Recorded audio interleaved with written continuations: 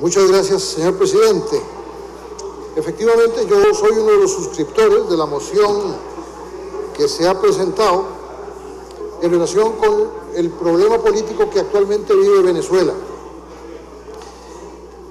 Todos sabemos que las asambleas legislativas y los parlamentos son básicamente órganos controversiales. Son órganos de coexistencia, en ocasiones beligerante, de opiniones y posiciones muy distintas. Por eso las asambleas legislativas y los parlamentos han sido tan incómodos para los poderes ejecutivos que tienen vocación autocrática. Yo recuerdo, por ejemplo, que en la época oscura de las dictaduras del Cono Sur se inventaron, en aquellos países, se inventaron los llamados parlamentos técnicos, que eran supuestas asambleas legislativas que no tenían legitimación democrática, que estaban integradas por especialistas en diferentes artes, técnicas y ciencias, y que entonces producían una legislación al impulso del mandatario, del dictador de turno, de manera que el orden jurídico se construía a partir de una visión autocrática y no democrática. Se había anulado, se había liquidado las asambleas legislativas y los parlamentos.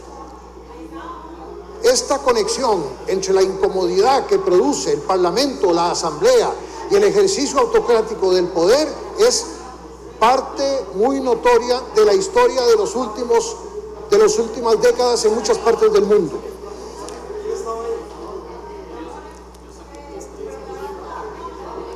Hay en esto una percepción de la oposición al Poder Ejecutivo como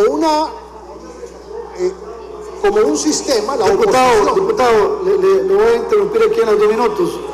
Pido a las señorías favor hacer silencio en el salón de sesiones, porque no podemos escuchar los argumentos esgrimidos por uno de los proponentes y entonces no podríamos entender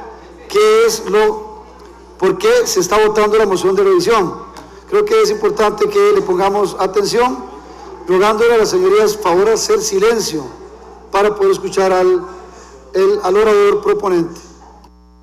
La oposición ha sido percibida por los sistemas autocráticos como un mecanismo de obstaculización, y la oposición entonces resulta molesta, hay que liquidarla, hay que anularla, hay que someterla.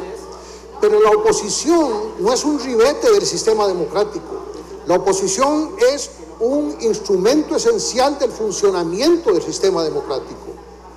El sistema democrático no puede funcionar sin oposición, y en consecuencia la oposición, cuando se elimina a través de diferentes estratagemas, no es otra cosa que la víctima inicial de un acontecimiento mucho más significativo, que es la victimización del sistema democrático. Lo acontecido en Venezuela, que es un proceso evolutivo, lamentablemente, basado en, me parece a mí, razonamientos o motivaciones mesiánicas y populistas. La evolución de los acontecimientos ha ido progresivamente creando las condiciones ya no para el funcionamiento de un sistema autocrático, sino para el funcionamiento de un sistema dictatorial. Hoy día en Venezuela están anulados los poderes confrontativos con el Poder Ejecutivo, y la última víctima es la Asamblea Nacional de Venezuela. Un medio internacional decía hoy por la mañana que Venezuela se ha quedado sin poder legislativo. Y nosotros no podemos, desde una curul legislativa, admitir que por cualquier clase de razones, ya sea que las comparto o no, un país que ha sido solidario con nosotros y con el que hemos sido solidarios en el pasado, se quede sin poder legislativo. Esto que estamos proponiendo es una condena al hecho de que se haya quedado Venezuela sin poder legislativo.